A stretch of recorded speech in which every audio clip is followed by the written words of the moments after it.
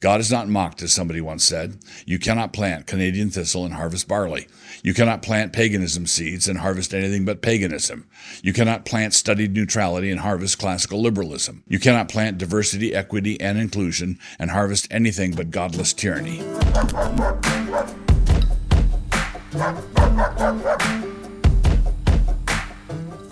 Introduction. American Christians will still go to great lengths to avoid naming the name of Christ outside their religion boxes, otherwise known as churches and sanctuaries. The gods of secularism has failed, and it appears that the last group to recognize this ugly fact will be the Christians who invested heavily in secularism as a possible viable compromise. A glaring case in point is the support still given to classical charter schools by Christians. The cut-flower civilization around us is withered and dead, and so the thought arose that we should try it again, only on a smaller scale and subsidized by the bankrupt owners of the previously flourishing cutting garden. But go outside and look. The cutting garden isn't there anymore, having been outlawed by the Warren Court. The only thing they have out back anymore is a howling wilderness, a haunt for owls and jackals. Now, I'm planning to say a number of hard things in this post, but I can assure you that I'm not trying to be mean. It will only seem that way. Woke supremacy. The classical school movement has really taken off, and now all kinds of people want a piece of the action. There is the explicitly Christian classical school movement, and good for them. Doing it right, they are. They should just keep on keeping on. But there's now a burgeoning classical charter school movement, taxpayer-supported schools with lots of Christians involved, but Christ left out. And inevitably, naturally, right on schedule, there are now voices demanding the incorporation of marginal voices into the classical curriculum.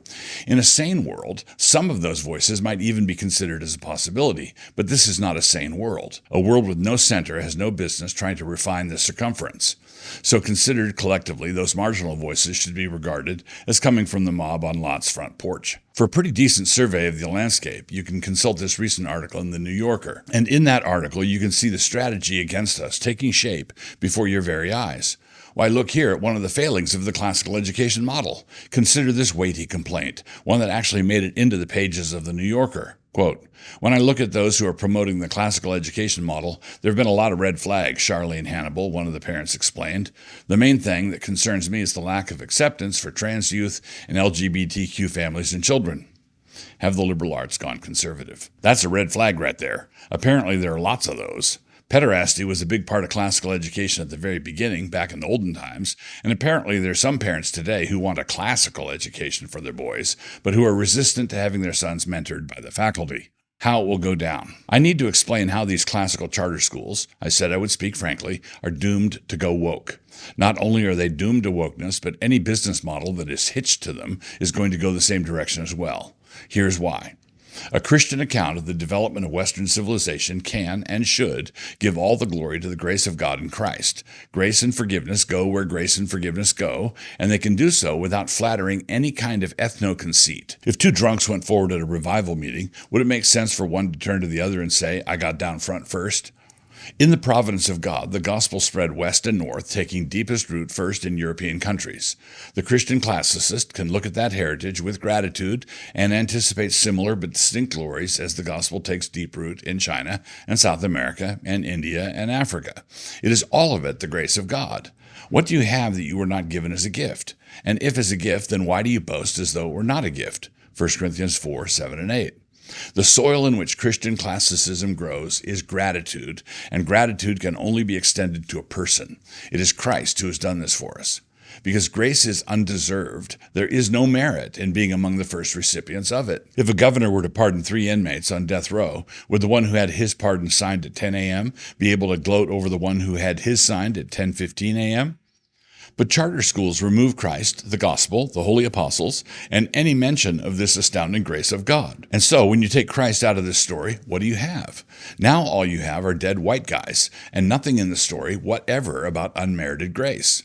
Given the forces that have been set loose in our culture, the hyenas of DEI, you will then have two choices. You will either stick with your dead white guys, arbitrarily selected as the representatives of your curriculum, in which case you will be pronounced what is today called racist, or you will give way to the voices that are clamoring for you to include everybody, including that Inuit lesbian poetess who had a year of Latin in high school, in the curriculum. And by everybody, I do not exclude any of the alphabet people down to the plus sign. If there were ever a generation that should know how slippery the slippery slope is, it would be ours. but somehow we still don't. Apart from Christ, it will not be possible to prevent this from happening.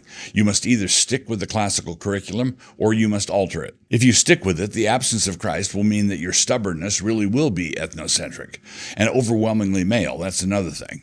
If you alter it, the absence of Christ will mean that you will have no resources for standing up to the woke mob. Because of that toxin empathy, you will be supremely susceptible to the hurt feelings of advocates of various smart people who never made it into the canon.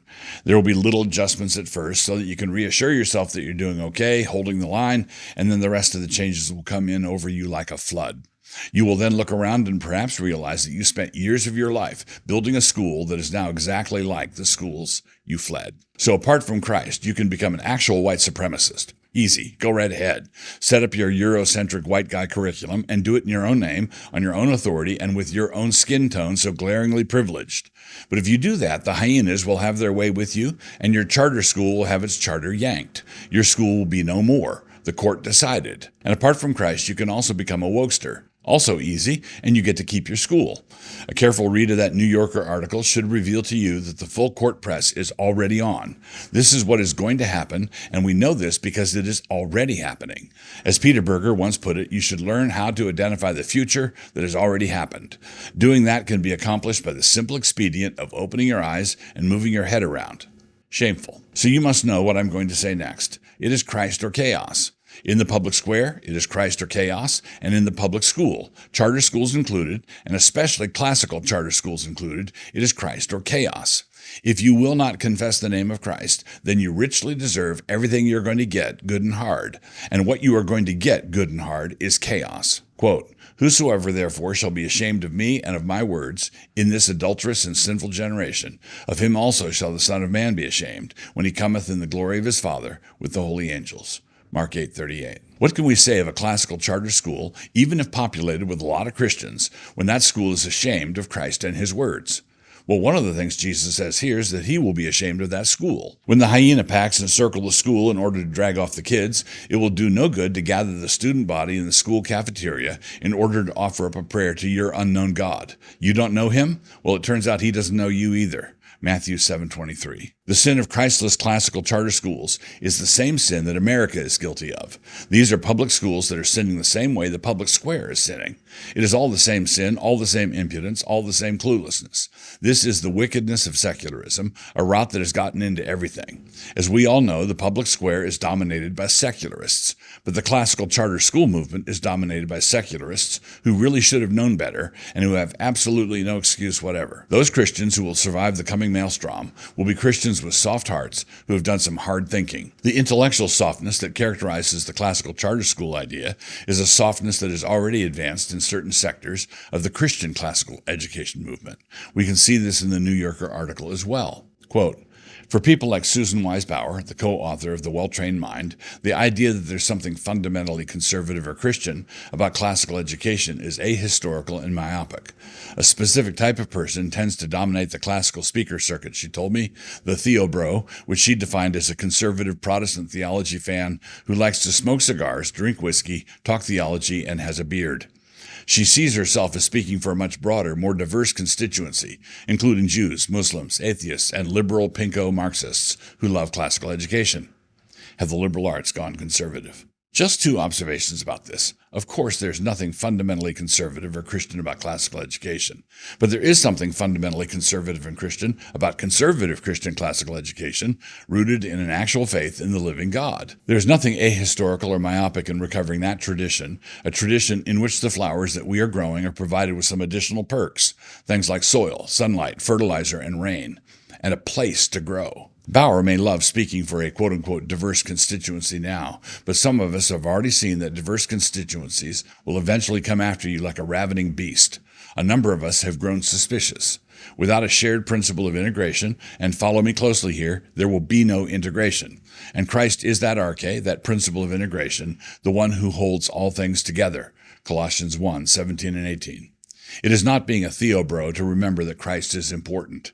He is our life. Cut flower culture in a vase. God is not mocked, as somebody once said. You cannot plant Canadian thistle and harvest barley.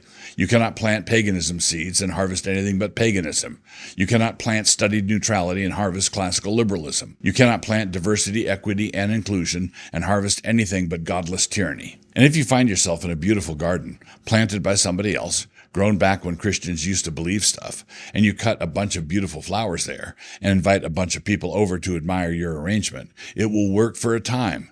Classical charter schools will be impressive for a time, but the flowers will wither and will be replaced with plastic ones. And then someone will complain that one of the flowers was written by a slave owner, and even the plastic flowers are a painful reminder of that time. So gradually, the plastic flowers will go, and then we'll have a collection of vases. Jewish vases, Muslim vases, atheist vases, Marxist vases, and Inuit vases. We lost the Christian vase. It might be in storage somewhere.